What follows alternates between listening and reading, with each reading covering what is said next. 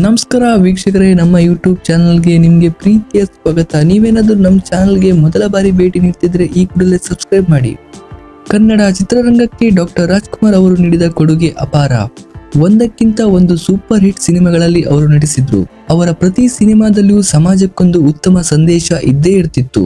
ಆ ಕಾರಣಕ್ಕಾಗಿ ಡಾಕ್ಟರ್ ರಾಜ್ಕುಮಾರ್ ಎಂದರೆ ಕನ್ನಡಿಗರ ಪಾಲಿಗೆ ಆದರ್ಶ ವ್ಯಕ್ತಿಯಾಗಿದ್ರು. ಪಾತ್ರಗಳ ಆಯ್ಕೆಯಲ್ಲಿ ಅವರು ತೋರುತ್ತಿದ್ದ ಕಾಳಜಿ ಬಗ್ಗೆ ಹೊಸದಾಗಿ ಹೇಳಬೇಕಾದಿಲ್ಲ. ನೋಡುಗರನ್ನ ದಾರಿ ತಪ್ಪಿಸುವಂತಹ ಪಾತ್ರವನ್ನು ಅವರು ಎಂದಿಗೂ ಆಯ್ಕೆ ಮಾಡಿಕೊಳ್ಳಲಿಲ್ಲ. ಡಾಕ್ಟರ್ ರಾಜ್ಕುಮಾರ್ ಅವರು ನಟಿಸಿದ ಪಾತ್ರಗಳನ್ನೇ ಅನುಸರಿಸಿದ್ರೆ ಸಾಕು, ಬಾಳಿಗೊಂದು ಉತ್ತಮ ಮಾರ್ಗದರ್ಶನ ಸಿಗುತ್ತದೆ ಎಂಬುದರಲ್ಲಿ ಅನುಮಾನವೇ ಬೇಡ. ಅಷ್ಟು ಮೌಲ್ಯಯುತವಾದ ಸಿನಿಮಾಗಳನ್ನೇ ಡಾಕ್ಟರ್ ರಾಜ್ಕುಮಾರ್ ಅವರು ಈ ನಾಡಿಗೆ ಕೊಡುಗೆಯಾಗಿ ನೀಡಿದ್ರು. ಆ ಪೈಕಿ ಬಂಗಾರದ ಮನುಷ್ಯ ಸಿನಿಮಾವನ್ನ ಎಂದಿಗೂ ಮರೆಯಲು ಸಾಧ್ಯವಿಲ್ಲ. ಭಾರತೀಯ ಚಿತ್ರರಂಗದ ಬೆಸ್ಟ್ ಸಿನಿಮಾಗಳನ್ನ ಪಟ್ಟಿ ಮಾಡುವಾಗ ಬಂಗಾರದ ಮನುಷ್ಯ ಚಿತ್ರವನ್ನ ಬಿಡಲು ಸಾಧ್ಯವಿಲ್ಲ. ಅರ್ಧ ಶತಮಾನ ಕಳೆದ್ರೂ ಕೂಡ ಈ ಚಿತ್ರದ ಚಾರ್ಮ್ ಕಡಿಮೆಯೇ ಆಗಿಲ್ಲ. ಇಂದಿಗೂ ಕೂಡ ಸಿನಿಪ್ರಿಯರ ಸಂವಾದದಲ್ಲಿ ಬಂಗಾರದ ಮನುಷ್ಯ ಸಿನಿಮಾ ಪ್ರಸ್ತುತವಾಗಿ ಉಳಿದುಕೊಂಡಿದೆ. ಬಂಗಾರದ ಮನುಷ್ಯ ಸಿನಿಮಾವನ್ನು ನಿರ್ದೇಶನ ಮಾಡಿದವರು ಎಸ್ ಸಿದ್ದಲಿಂಗಯ್ಯ. ಈ ಸಿನಿಮಾ ಮೂಲಕ ಕನ್ನಡ ಚಿತ್ರರಂಗವನ್ನ ಸಿದ್ದಲಿಂಗಯ್ಯ ಅವರು ಮತ್ತೊಂದು ಎತ್ತರಕ್ಕೆ ಕೊಂಡೊಯ್ದರು. ಟಿ.ಕೆ. ರಾಮರಾವ್ ಬರೆದ ಬಂಗಾರದ ಮನುಷ್ಯ ಕಾದಂಬರಿ ಆಧರಿಸಿ ಈ ಸಿನಿಮಾ ಸಿದ್ಧಗೊಂಡಿತ್ತು.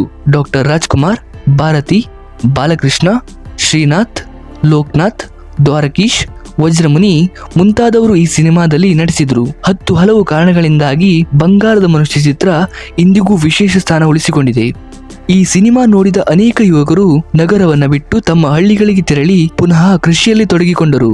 ಈಗಲೂ ಕೂಡ ಈ ಚಿತ್ರದ ಆಗದು ಎಂದು ಕೈಕಟ್ಟಿ ಕುಳಿತರೆ ಸಾಗದು ಕೆಲಸವು ಮುಂದೆ ಹಾಡನ್ನ ಕೇಳಿದ್ರೆ ಎಂತವರಿಗಾದರೂ ಸ್ಫೂರ್ತಿ ಉಕ್ಕುತ್ತದೆ. ಕನ್ನಡ ಚಿತ್ರರಂಗ ಇರುವವರೆಗೂ ಈ ಹಾಡಿನ ತೂಕ ಕಡಿಮೆಯಾಗುವುದಿಲ್ಲ. ಬಂಗಾರದ ಮನುಷ್ಯ ಚಿತ್ರಕ್ಕೆ ಸಂಗೀತ ನೀಡಿದವರು ಜಿ.ಕೆ. ವೆಂಕಟೇಶ್. ಚಿತ್ರದ ಎಲ್ಲ ಹಾಡುಗಳಿಗೆ ಪಿ.ಬಿ. ಶ್ರೀನಿವಾಸ್, ಪಿ. ಸುಶೀಲಾ ಧ್ವನಿ ನೀಡಿದ್ರು. ನಗು ನಗುತ್ತನಲ್ಲಿ, ಬಾಳ ಬಂಗಾರ ನೀನು, ಆಹಾ ಮೈಸೂರು ಮಲ್ಲಿಗೆ, ಆಗದು ಎಂದು ಕೈಕಟ್ಟಿ ಕುಳಿತರೆ ಗೀತೆಗಳು ಎವರ್ಗ್ರೀನ್ ಆಗಿ ಉಳಿದುಕೊಂಡಿವೆ. ಕನ್ನಡ ಚಿತ್ರರಂಗದಲ್ಲಿ ಬಂಗಾರದ ಮನುಷ್ಯ ಸಿನಿಮಾ ಮಾಡಿದ ದಾಖಲೆಗಳು ಒಂದೆರಡಲ್ಲ. ಜನಮನ ಗೆಲ್ಲುವಲ್ಲಿಯೂ ಬಾಕ್ಸ್ ಆಫೀಸ್ ನಲ್ಲಿ ದಾಖಲೆ ಬರೆಯುವಲ್ಲಿಯೂ ಈ ಚಿತ್ರ ಮೈಲುಗಲ್ಲು ಸ್ಥಾಪಿಸಿತ್ತು.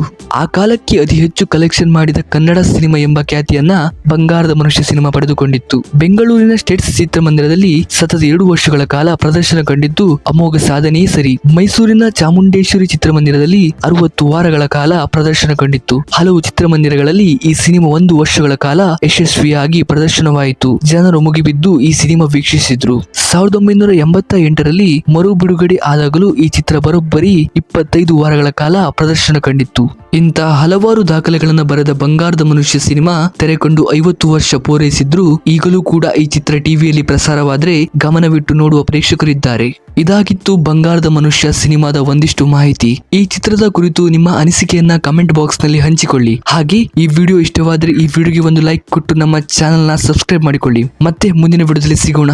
ಧನ್ಯವಾದಗಳು.